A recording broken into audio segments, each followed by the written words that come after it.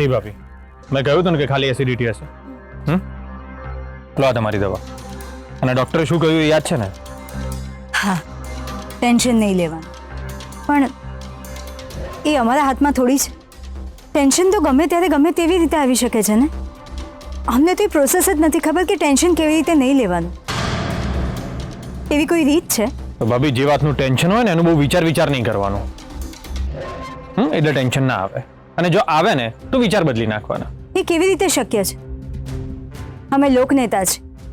લોકોના પ્રશ્નો, એમની સમસ્યાઓ અમારે ઉકેલવાની હોય છે. એટલે જનતાનું ટેન્શન તો અમને રહેવાનું છે. એનીવે, હર્ષવર્ધનભાઈ, તમે એક કામ કરો. આજે અમને અમારી મમ્મીના ત્યાં ડ્રોપ કરી દો. આજે રાતે અમે ત્યાં જ રોકાઈશું. અરે ભાભી, અત્યારે જર્ની કરવાની શું જરૂર છે? 2-2.5 કલાકનો રસ્તો છે. એથી ખોટો ત્રાસ થશે તમને. એટલે જ તો અમે તમને ત્યાં લઈ જઈએ છીએ, જેથી તમે ગોડાઉન પર પાછા ના જાઓ. ગોડાઉન ઉપરથી હજી કેમ ખબર નથી આવી? ભાભી, હા, શું વિચારો છો? કંઈ નહીં. તમે ટેન્શન ના લો. તમે છે ને આપણા ઘરે જઈને આરામ કરો. હું છે ને પ્રમોદને કહી દઈશ કે કાલે કોઈ પણ તમને મળવા આવશે ને તો ના પાડી દેશે કે આજે વેદિકા ભાભી કોઈને નહીં મળે, એટલે કાલે તમે આખો દિવસ આરામ કરજો. ઓકે? થેન્ક યુ હર્ષવર્ધનભાઈ. સાચું કહું, તમને સતત એવું લાગ્યા કરતું હોય છે કે તમારા ભાઈ સિવાય અમારું આ ઘરમાં કોઈ જ નથી. પણ એવું નથી. કંઈ નહીં, હવે સમજાવ્યું ને તમને? ભાભી, તમે ગાડીમાં બેસો, આપણે નીકળીએ. ચાલો. હા નીતિન, હા બસ નીકળ્યો છું. 15-20 મિનિટમાં પહોંચી જઈશ. હર્ષવર્ધનભાઈ,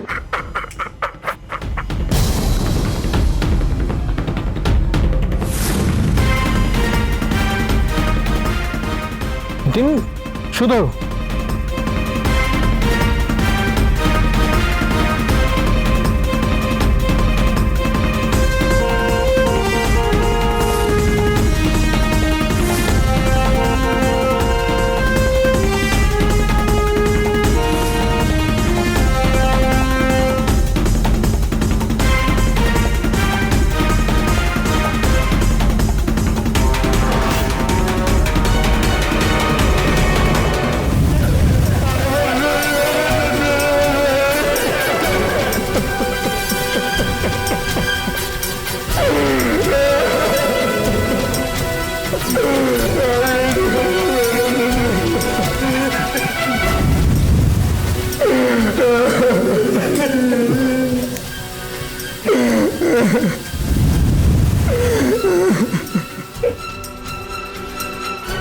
મને એવું લાગે છે કે જો બધા ખેડૂતોનો માલ એક જગ્યાએ હશે અને જો કોઈ મુસીબત આવશે તો બધા ખેડૂતોની મહેનત તો પાણીમાં જ જશે ને. અતુલ, તારે ખાલી ખેડૂતોના પાકનું રક્ષણ નથી કરવાનું, પણ એમના સપનાઓનું પણ રક્ષણ કરવાનું.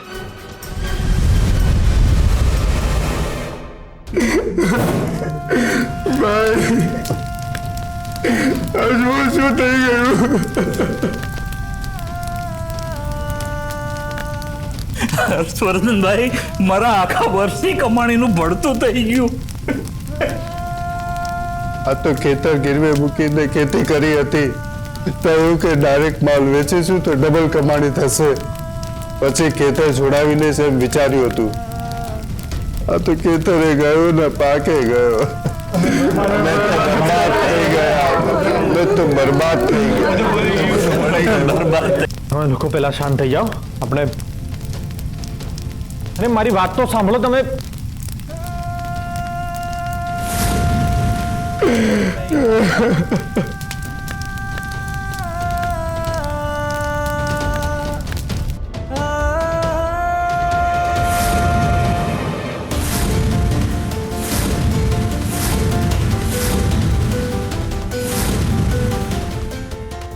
નીતિન, આ કેસરની ગાડી અહીંયા કેવી રીતે આવી?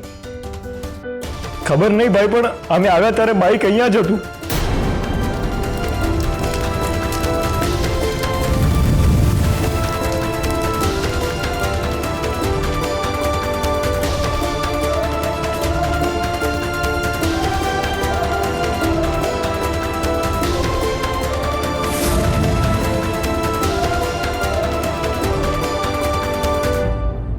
કેસર અહીંયા શું કામ આવી હશે?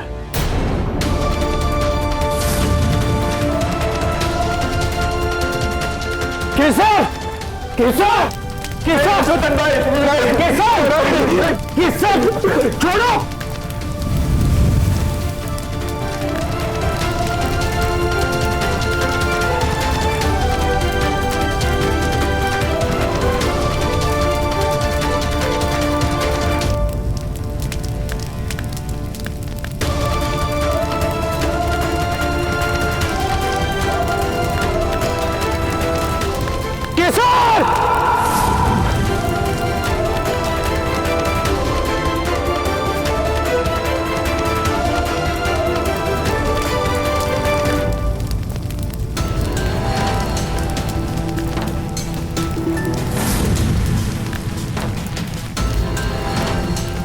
કેસર! કેસર કેસર કેસર કેસર આંખો ખોલ. યસ કેસર ઉઠ ઉઠ ઉઠ ચલ ચલ ચલ. કેસર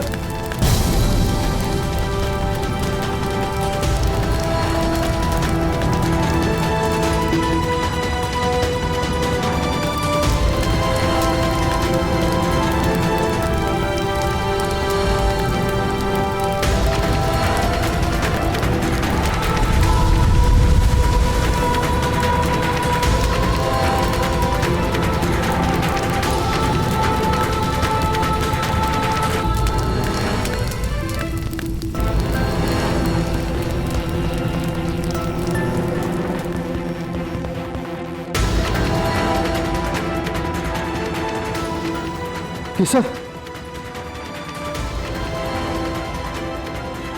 કેસર કેસર એ કેસર કેસર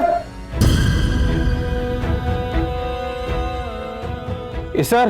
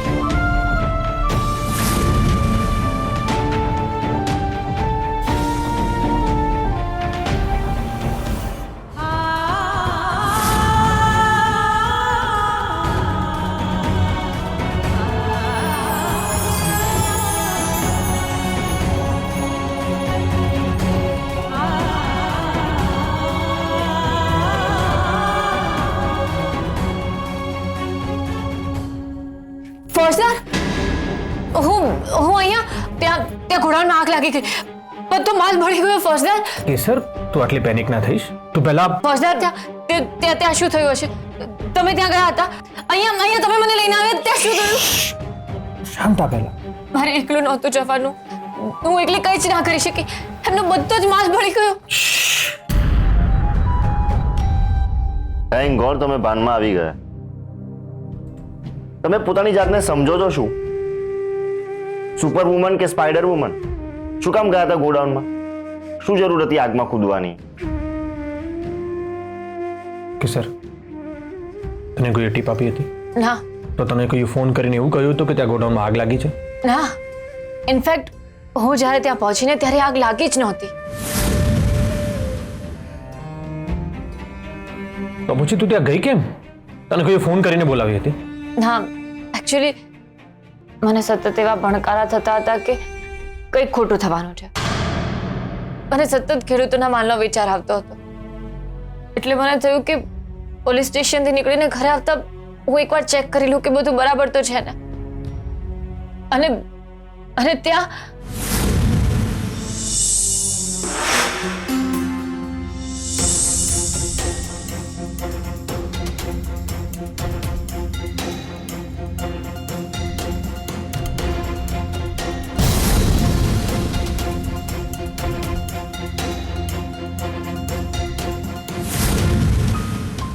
તાળું ખુલ્લું છે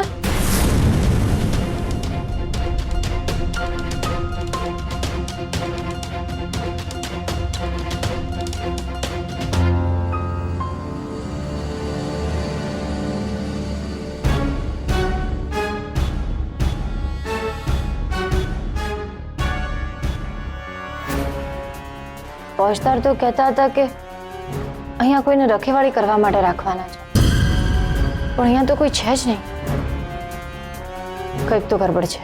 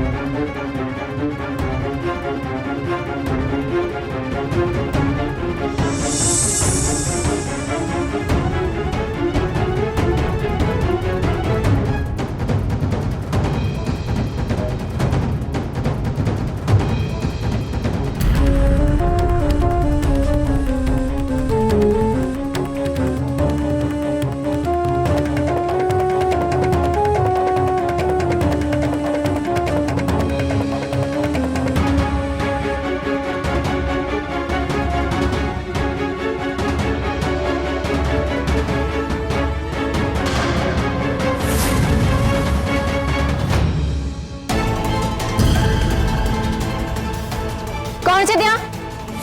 કોણ છે?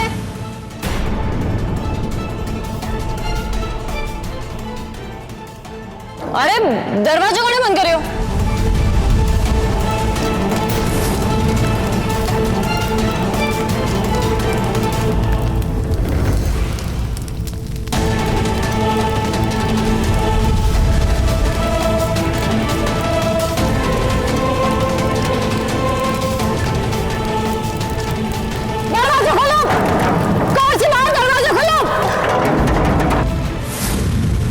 દરવાજો કોણે બંધ કર્યો, આ કેવી રીતે લાગી, મને કઈ જ ખબર નથી. ત્યાં એક પછી એક ઘટના એવી રીતે ઘટતી ગઈ ને કે મને કઈ વિચારવાનો સમય જ ના મળ્યો. ઉપરથી ગરીબ ખેડૂતોનો માલ મારી આંખોની સામે બળતો હતો અને હું કઈ જ ના કરી શકી. એ વાતનું મને બહુ દુઃખ થતું હતું. ધુમાડા વધતા ગયા અને મારો અવાજ જ બહાર સુધી નહોતો પહોંચતો. પછી મારો શ્વાસ રૂંધાવા લાગ્યો અને હું બેભાન થઈ ગઈ. ઇટ્સ ઓકે કેસર, પણ તારે મને ફોન કરવો જોઈએ ને. પોલીસ સ્ટેશનમાં જ મારા ફોનની બેટરી પતી ગઈ હતી અને મને થયું કે હવે તો ઘરે જ જવાનું છે ને, તો ચાર્જ પણ ના કર્યો. હા, પણ તું એકલી શું કામ ગઈ હતી? હા, જો તને કંઈક થઈ ગયું હોત તો મારું શું થાય? અરે મમ્મી, તને શું કહીએ, હર્ષવર્ધનભાઈના પેલા ગરીબ ખેડૂતોનો માલ બળીને રાખ થઈ ગયો. ઓફકોર્સ મમ્મી, અમારો જ તો પ્લાન હતો. અરે ના ના મમ્મી, આ વખતે તો ચારે બાજુનો વિચાર કર્યો હતો. શું ડાઉટ અમારી ઉપર? શક્ય જ નથી મમ્મી. એ રાજકોટ ગયા છે અને ઘરમાં બધાને ખબર છે, અને અમે હર્ષવર્ધનભાઈ સાથે હતા, એટલે અમારી ઉપર ડાઉટ થશે જ નહીં. મમ્મી, અમે શું કહીએ છીએ સાંભળ. ભાભી, તમને ખબર છે તમે આગની વચ્ચોવચ બેભાન પડ્યા હતા ને, ત્યારે ભાઈ તમને એમાંથી બચાવીને બહાર લાવ્યા. પહોંચતાર, હું તો કહીશ કે આ તમારો બીજો જન્મ છે ભાભી. જૂની વાર્તામાં સાવિત્રી સત્યવાનને યમરાજ પાસેથી બચાવીને પાછા લઈ આવી હતી. તમારી વાર્તામાં સત્યવાન સાવિત્રીને યમરાજ પાસેથી બચાવીને પાછા લઈને આવ્યો છે. શું જરૂર હતી તમારે આટલું મોટું જોખમ લેવાની? કારણ કે મારે મારો જીવ બચાવવો હતો.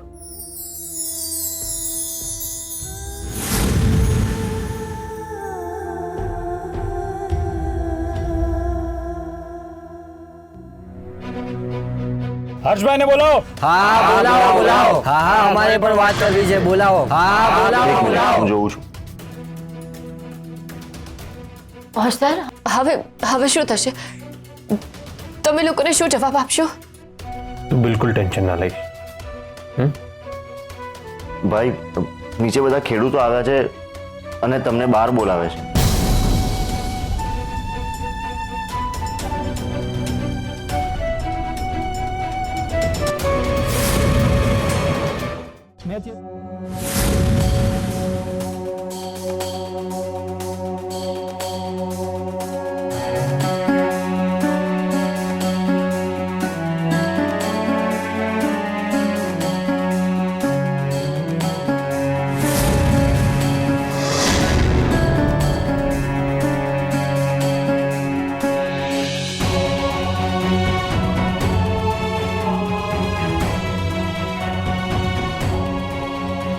નીતિન,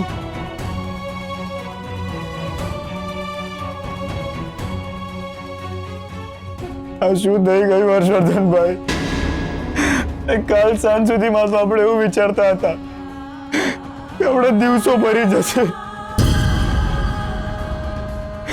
અને આજે જુઓ શું થઈ ગયું.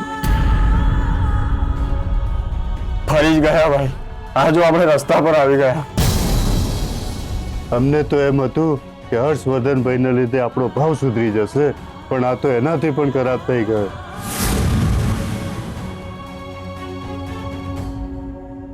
ગોડાઉનમાં જેમ આગ લાગી એમ અમને પણ બધાને ભેગા કરીને આગ લગાડી દો. ઓ રમણ કાકા, ગમે તે ના બોલશો ભાઈ, આપણા તો બધા પાસા ઉલટા પડ્યા છે. હવે તો ઝેર ખાવાના પણ પૈસા નથી ભાઈ. હવે તમે જ અમને કોઈ રસ્તો બતાવો. એ શું રસ્તો બતાવશે આપણને? એમના બતાવેલા રસ્તે તો આપણી આ હાલત થઈ છે. બાલુને પણ આવા જ સપના બતાવ્યા હતા, પછી શું થયું? લટકી ગયો 2 દિવસમાં. હવે આપણે પણ એક પછી એક લટકવાનું જ છે. તો શું આપણે આમના પર વિશ્વાસ જ નતો મૂકવો જોઈતો? મોટા લોકો આપણને ફક્ત શમશાનનો જ રસ્તો બતાવી શકે છે, બીજો કોઈ નહીં. સાચી વાત છે કેતન તારી. છેવટે તો દિગ્વિજયભાઈ ને આમનું લોહી તો એક જ ને. આ બંને ભાઈઓ સાથે મળીને આપણી પીઠ પાછળ ખંજર ભોંક્યું છે. ઓ રમણ કાકા, આ શું બોલો છો? કઈ ભાનવાન છે? જ્યારે આપણી સાથે કોઈ નતું ને, ત્યારે હર્ષવર્ધનભાઈ આપણી સાથે હતા. માફી માંગો એમની. કહું છું માફી માંગો. હું કઈ માફી નથી માંગવાનો. મને પૂરેપૂરી ખાતરી છે કે આમને દિગ્વિજયભાઈ સાથે મળીને આપણને બરબાદ કર્યા છે.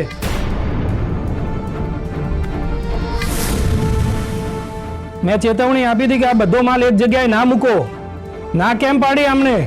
ઉપરથી અતુલને પેરો ભરવા મોકલ્યો. અને ત્યારે તે શું કહ્યું હતું નીતિન? તને અમને જ ગોડાઉનમાં રોકાવા માટે ના પાડી હતી ને, અને અમને બધાને ઘરે જવા માટે કહ્યું હતું. સમજાય છે કઈ? આ બધું આમનું પ્લાનિંગ હતું.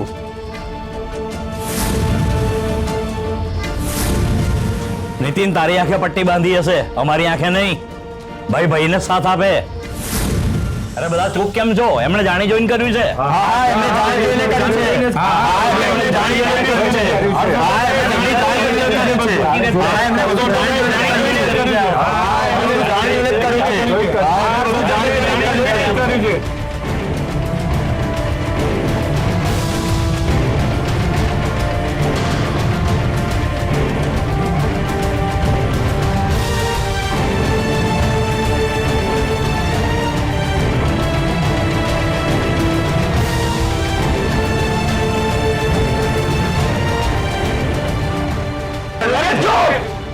ચૂપ થઈ જાઓ બધા.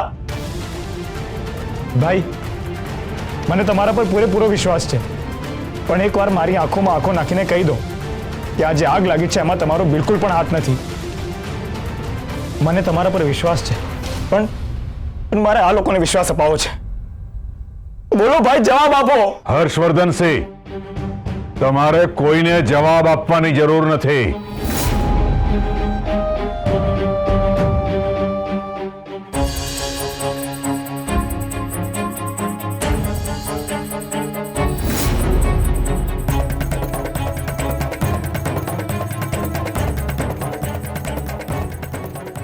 આ લોકોને તો બિલકુલ જ નહીં.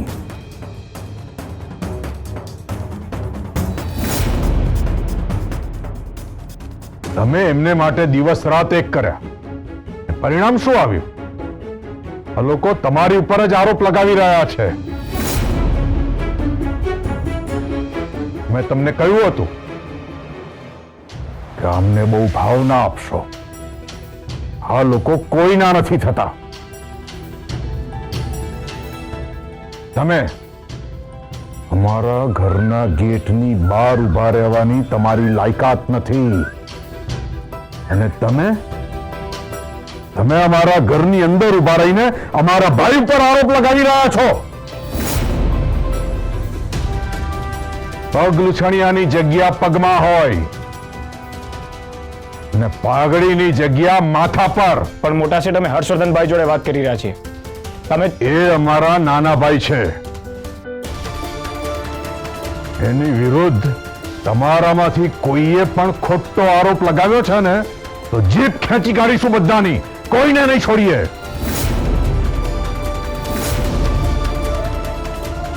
ને તમારો પાક તમારા કર્મોના કારણે બળી ગયો છે. ખોટી વાત. અમારો માલ તમે બંને ભાઈઓ ભેગા મળીને બાળ્યો છે. હા, બંને ભાઈઓ ભેગા મળીને બાળ્યો છે. હા, બંને ભાઈઓ ભેગા મળીને બાળ્યો છે.